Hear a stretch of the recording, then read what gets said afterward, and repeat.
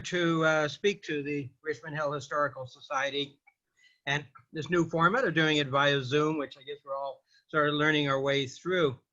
In the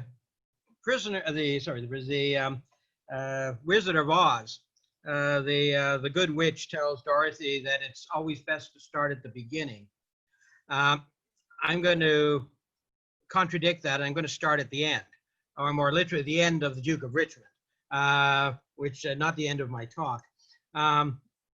In my novel I wrote in 2015 called Ruritania on the Rideau, the preface was about the death of the Duke of Richmond. So I thought I would start my talk by describing the demise of Charles Lennox, 4th Duke of Richmond. Now this is fiction. That is, the characters who I describe are not real. They're products of my imagination, but the historical setting and how the Duke died is entirely historically accurate as far as I know. So, but I just thought I would do it in this form since I'd already written it in novel form. So this is just the preface. And I have to take my glasses off to read. Sir, the Duke is dead. The sergeant orderly spoke in a broken voice to his colonel, the senior of the group of officers in front of them. They had all watched apprehensively as he emerged from the barn on the Chapman farm, his countenance ashen and his walk uncertain, eyes quickly scanning the faces of each of the 5 before he uttered a word. The officers looked at one another in stunned silence, and the colonel collapsed back onto the camp stool he had just risen from as his mind took in the pronouncement. His Grace Charles Lennox, 4th Duke of Richmond and Lennox, 4th Duke of Albany, Earl of March, and Baron Tarleton, Governor-in-Chief of the 2 Canadas and Commander-in-Chief of British North America, had died in a nondescript barn on the Canadian frontier. It was but 2 miles from a newly formed village carved out of the virgin forest named Richmond in his own honor. The isolated farm was several miles northeast of the only slightly older town of Perth, established 3 years previous, and some 20 miles from the community of Wrightstown to the east, founded at the turn of the century where the Ottawa, Rideau, and Gatineau rivers converge. The Duke had once told him, the colonel remembered, he was born in a barn when his mother went into labor unexpectedly during a fishing trip. The Duke of Richmond's life had come full circle, but far too soon. Combat had not claimed the noble commander. It was not like Wolfe falling on the plains of Abraham at the moment of victory, or Brock cut down in a gallant charge to reclaim the heights of Queenston from the Americans in the last war, his loss redeemed by the victory of the day and of the war itself. No, the Duke of Richmond had died of illness. Was it possible? The very thought of such a cause horrified the colonel, that something fatal had developed from that damned fox bite he received in Sorrel. It happened just before this tour of the Canadian frontier began. It was a bite which the Duke had said was a mere scratch that had healed and was of no concern to him. So no one else gave it any further thought either. Had that been a terrible mistake, or had something else brought on the Duke's death? And if so, what might it have been? The tour of the Canadian wilderness had taken them to this part of Upper Canada as part of the Duke's commission to improve the defenses of British North America, to forestall a repeat of the American invasion in the war that ended just 4.5 years before. He had already initiated renewal of the fortifications in the Montreal area and was to advise on the best route for the new canal that would provide a secure waterway linking the 2 Canadas. The canal would avoid the vulnerable St. Lawrence River that was a border between the British lands and the American Republic, as well as a commercial highway for both. The Duke's health had taken a dramatically sudden turn for the worse the previous night when they stayed at the Masonic Arms in Richmond. This day, the viceregal party only got as far as the Chapman farm before he had to be taken into the barn in excruciating pain to rest, and now he lay dead. So that was how the Duke died, from the fox bite. And that tour of Upper Canada that I referred to in the novel was the occasion when he passed through what is now Richmond Hill after visiting the town of York, and then heading up to Richmond, Ontario. He passed through Richmond Hill, or what is now Richmond Hill, and that's why it was named in his honor. So the fact that he was born in a barn and died in a barn is entirely true. The question of the fox bite, oddly enough, after I wrote the novel, that sort of the initial plot was whether or not that's really how he died. And I was just throwing that out just for artistic sake. But a couple of years ago, a historian has thrown out the possibility that he thinks it may not have been the fox bite, but it may have been a result of alcoholism that led to the Duke's death. So that's still up in the air. Okay, so who was Charles Lennox, 4th Duke of Richmond? What is his legacy? Well, first of all, from his name, there are numerous places in Ontario and Canada named after him. Richmond Hill, obviously, Richmond Street in Toronto, Richmond, that I already mentioned, where he died. It wasn't named because he died there.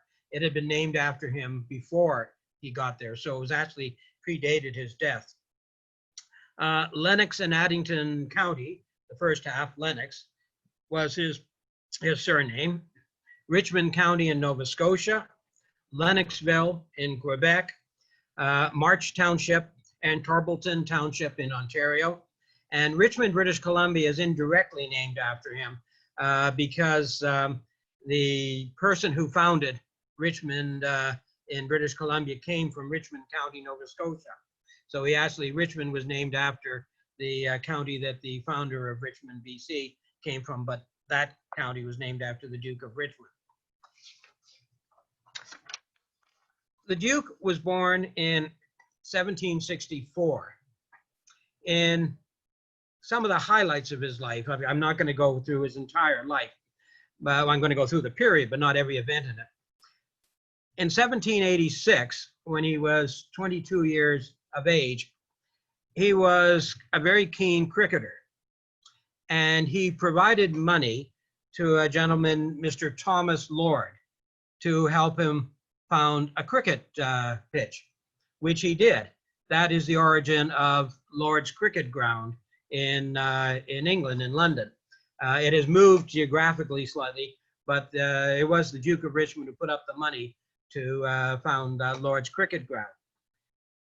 In 1783, he became a captain at the age of 23. And 2 years later, he's now a colonel. And he fought a duel with the Duke of York. The Duke of York is the Duke after whom Toronto was originally named. He was the second son of the king.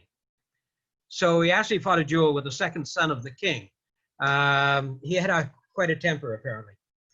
He fired at the Duke and grazed the Duke of York's the cuff of his clothes. The Duke did not fire back, and thus they both walked away from it. In 1790, he became the Member of Parliament for Sussex. And in 1794, 1795, he was involved in the naval operations in the West Indies and in Gibraltar. In 1807, he was appointed Lord Lieutenant of Ireland. The year before, in 1806, he became the Duke. He didn't succeed his father, he succeeded his uncle. His uncle was the third Duke of Richmond and died without an heir, so the succession passed to the younger brother, who was Lord George, who had died, and thus it went to Charles, succeeding his uncle as the fourth Duke. He had a role in the Napoleonic Wars. He was an officer, and actually his wife was more famous. If you're familiar with the Battle of Waterloo, or if you've seen the film Waterloo, the 1970 film with Christopher Plummer as Wellington and Rod Steiger as Napoleon, the day is actually 2 days before the Battle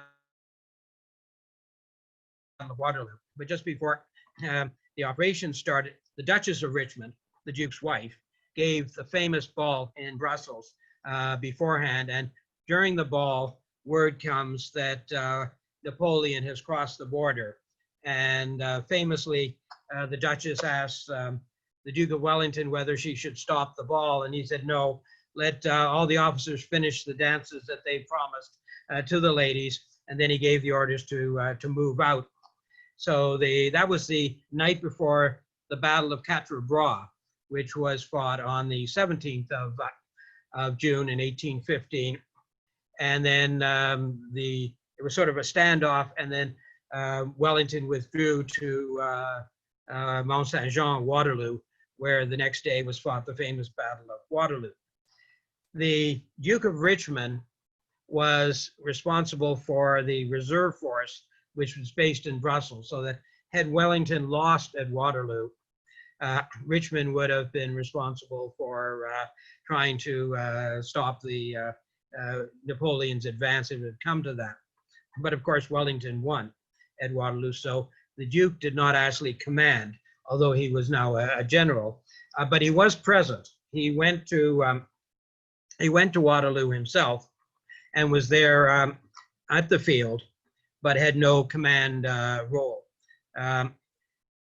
3 years later, in 1818, he was appointed Governor General of the Canadas and Commander-in-Chief of British North America. So he only held the office for 1 year before he died, or just over a year. So that is sort of a summary of his life before he comes to Canada. But I want to go back, because this is part of the significance of the Duke, into his ancestry. And to do that, I'm going to go back to the Tudor times, when Elizabeth I dies in 1603. She has no children. She never married. So the succession passes to the great-grandson of Margaret. Margaret was the sister of Henry VIII, Henry VII. Anyway, she marries the King of Scotland, James IV, and James I is her great-grandson, and he's the next in line to the succession. He's the son of Mary, Queen of Scots. So he becomes the king of the England as well as Scotland. His second son was Charles I, and he was the second son. The eldest son, the Prince of Wales, was Henry. Prince Henry dies young before his father, so the succession goes from James I to Charles I in 1625. Meanwhile, over in France, Henri IV, who is the founder of the House of Bourbon, becomes King of France in 1589. He is the grandson of Marguerite, Queen of Navarre. Marguerite, by the way, is the first person to write a published story set in Canada. Henri IV has a daughter, Princess Henrietta Maria. Charles I marries Henrietta Maria. So the English and French lines are joined through that marriage. They have a son, their eldest son, Charles II. Charles II becomes king officially in 1649, even though he's in exile until 1660, until after the overthrow of Cromwell, or Cromwell's death, and then the son is not allowed to take over from Oliver Cromwell, and Charles II is brought back. Now, Charles II had no legitimate descendants. He did, however, have 14 known illegitimate children, both male and female. The sons, he created dukes, and many of the dukes of England today are descended from one or other of the illegitimate sons of Charles II. And one of those sons, the son of his mistress, Louise de Carouet, who was a semi-noble French lady, was born in 1672, and he created that child on his birth as the Duke of Richmond. So he was the first Duke of Richmond. and he was named Charles after Charles II. And this goes on through the Richmonds. The first Duke of Richmond, Charles, has a son whom he calls Charles, who is the second Duke. His son is Charles, who is the third Duke. The younger brother, as I mentioned, was Lord George, and Lord George names his son Charles. That's the Charles Lennox, the fourth Duke, that becomes the governor of Canada. So thus, Charles Lennox, the fourth Duke of Richmond, is the great-great-grandson of Charles II, and thus the third great-grandson of both Charles I of England and Henrietta Maria, a French princess, and thus he's the fourth great-grandson of Henri IV.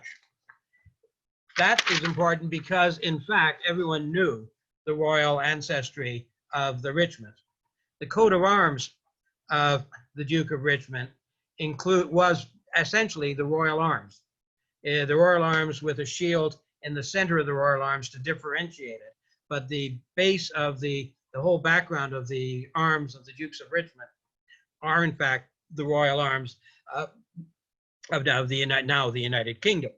So those are their arms. So Richmond, when he came to Canada, it was actually quite important that a duke, for starters, dukes are like the equivalent of princes. So it was a duke coming, and one who was, although now several generations removed, a descendant of Charles II, and thus had royal ancestry, but also French royal ancestry. So when he comes to Canada, in that 1 year or so, he actually accomplishes a fair bit. I mentioned, as I alluded to in my novel, that he was responsible for rebuilding the defenses of Canada after the War of 1812. If you've been to Quebec City and gone to the Citadel, the great fortress of Canada in Quebec, a lot of people may think, oh, that's a French fortress. It's not. It's a British fortress. It's not the fortress as it is today that Montcalm came out of to fight Wolfe on the Plains of Abraham. Quebec City as a whole was fortified. So when we read about Montcalm leaving the fortress or the walls of Quebec to come out to the Plains of Abraham, he's leaving what is really the walls around Quebec City. But most of those had been smashed in the battle. So the fortress that we see today in Quebec was built from roughly 1820, early 1820s to 1840s. And it was the Duke of Richmond, although he didn't live to see it built, it was the Duke of Richmond who initiated the construction of the modern citadel in Quebec. He also built the defenses around Montreal. As was mentioned in my preface to my novel, he was touring Upper Canada to find the best route for the Rideau Canal. So he's also that's why he came to York, and then from Kingston up through Richmond. That was why he was traveling through that part of Ontario, was to decide what was the best route for the canal that was going to be built, that Colonel John By eventually comes and builds. So again, he's not there to actually build the Rideau Canal. He's not there to build the Citadel, but he initiated the plans for both of those. As I was saying, he died in Richmond. His body was then taken back to Quebec City. It was not transported back to England for burial. The Duke was buried in the Anglican Cathedral in Quebec City, which is where his remains are today. That's where his casket is inside the cathedral, in the base, I guess, of the cathedral in Quebec City. So he is, in our royal family, the most senior person buried in Canada. He's not the most senior royal, because the Tsar Nicholas II's sister Grand Duchess Olga is buried in North York. She came to Canada, so she's probably the most senior royal of internationally, as far as I know, buried in Canada. But the Duke of Richmond would be the most senior descent of royal descent buried in Canada that I'm aware of. When he came in 1818 to be governor-in-chief, he also arranged and brought with him his son-in-law, who was Sir Peregrine Maitland. And Maitland became the lieutenant governor of Upper Canada from 1818 until 1828, and then served as the lieutenant governor of Nova Scotia from 1828 to 1834. Going back to the film on Waterloo, just like in my novel, I created fictitious characters. The movie, if you've seen it, is pretty good historically, but at the Duchess of Richmond's ball, there's a scene where the daughter of the Duchess of Richmond, Sarah, Lady Sarah, is obviously in love with this young British officer, Lord Hay. And Wellington says, oh, there's going to be an engagement, I guess. And in fact, that never happened. There was a Lord Hay. He was actually 5 years younger than Lady Sarah. And he does die at the battle, or he actually dies at the Battle of Quatre Bras. But Lady Sarah was actually not engaged to him. She was engaged to Sir Peregrine Maitland. And that's how Maitland became the son-in-law of the Duke of Richmond. So that gives you some of the ancestry and what Richmond did. But there's another part of Richmond's story and its significance for Canada. When Richmond died, his son, another Charles, becomes the fifth Duke. The fifth Duke's daughter, Lady Cecilia, marries Charles Bingham, the fourth Earl of Lucan. Their daughter, Lady Rosalind, marries James Hamilton, the third Duke of Abercorn. Their daughter, Lady Cynthia, marries John Spencer, the seventh Earl of Spencer. Their son is John Spencer, the eighth Earl of Spencer, whose daughter, Lady Diana Spencer, marries the Prince of Wales. And of course, is Diana Princess of Wales, whose sons are Prince William and Prince Harry. So Prince William and Prince Harry are the fifth great-grandsons of the fourth Duke of Richmond. So at the time, as I mentioned, he was descended from royalty. The result now is that William and Harry actually have an ancestor buried in Canada. And their direct ancestor, their fifth great-grandfather, is buried in Quebec City, as I mentioned. And that is a sort of interesting development that came about with the marriage of the Prince of Wales to Lady Diana. At that time, I thought an opportunity was missed when Prince William was in Quebec City in 2011, and he gave a speech just outside the Quebec City Hall. And he didn't mention that only about a block away from where he was speaking, his ancestor was buried. And I thought it would be an interesting point to mention. I had been interviewed at the time by Quebec radio stations. And when I pointed out to them that Prince William's fifth great-grandfather was buried in Quebec City, the radio people I talked to thought that was fascinating, and that interested them, that Prince William had this connection with Quebec City. I knew the tour organizer, one of them in Canadian Heritage, and talked to him about it and tried to get him to convince the government to have the prince at least mention the fact that he had this family connection with Quebec City, but they said no, they wanted to focus on the future and in his speech, not on the past. And I thought that was a missed opportunity, because I said when I talked on Quebec radio, people were interested in it, but the government at the time in 2011 didn't think it was interesting enough. And I said all they have to do is just throw it into his speech that his ancestor was buried there. So that is the story of Charles Lennox, the Duke of Richmond. He didn't play a role in Canadian history for a long period, as I mentioned, literally just a year, but he did have an impact on the defenses. He did have on through his descendants, as I mentioned, having been now having an ancestor who was a governor. Actually, William and Harry have two fifth great grandfathers connected with Canada because Queen Victoria's father, Prince Edward, Duke of Kent, after whom Prince Edward Island is named, also lived in Canada for about a decade. He came to Canada in 1791 as a younger son and lived here until 1800. And he eventually was commander-in-chief of British North America. So those two offices are now combined in the modern Governor-General. So the present Governor-General is Governor-General and Commander-in-Chief. So William and Harry's fifth great-grandfathers were respectively Governor-in-Chief and Commander-in-Chief, which gave Queen Victoria great interest in Canada because her father had lived here for just shy of 10 years. And most people weren't aware of that.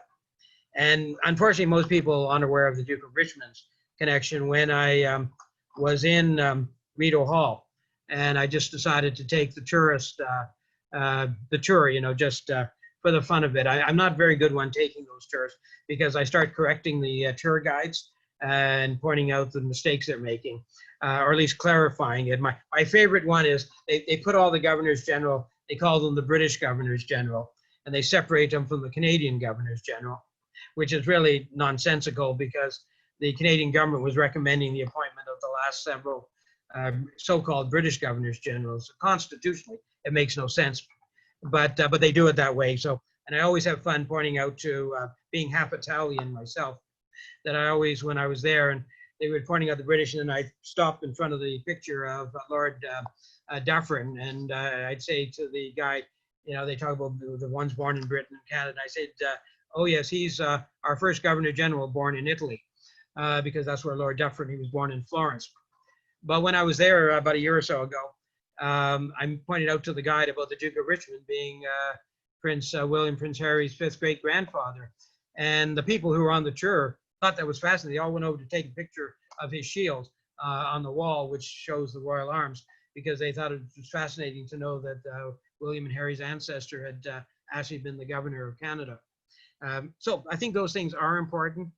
And Richmond, like I said, his main legacy in Canada has been the military role, the names that he's given to Canada, and of course his descendants who have played a role in Canada through Maitland, of course, as I mentioned. So I hope that gives you some idea of Richmond's role in Canadian life and why Richmond Hill was named after him.